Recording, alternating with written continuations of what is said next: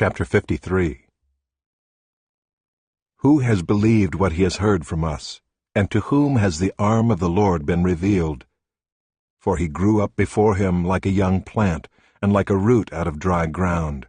He had no form or majesty that we should look at him, and no beauty that we should desire him.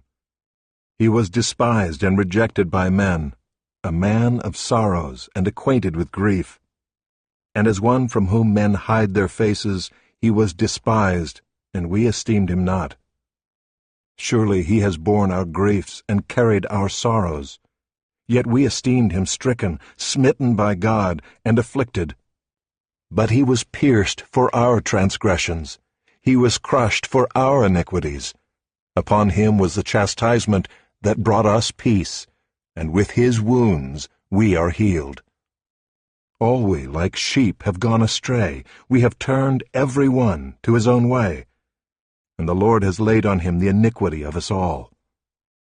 He was oppressed, and he was afflicted, yet he opened not his mouth.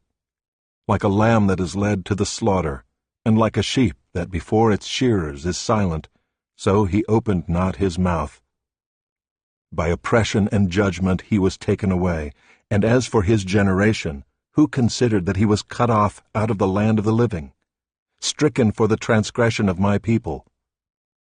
And they made his grave with the wicked, and with a rich man in his death, although he had done no violence, and there was no deceit in his mouth.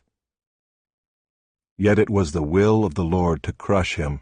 He has put him to grief when his soul makes an offering for guilt. He shall see his offspring. He shall prolong his days. The will of the Lord shall prosper in his hand. Out of the anguish of his soul he shall see and be satisfied. By his knowledge shall the righteous one, my servant, make many to be accounted righteous, and he shall bear their iniquities.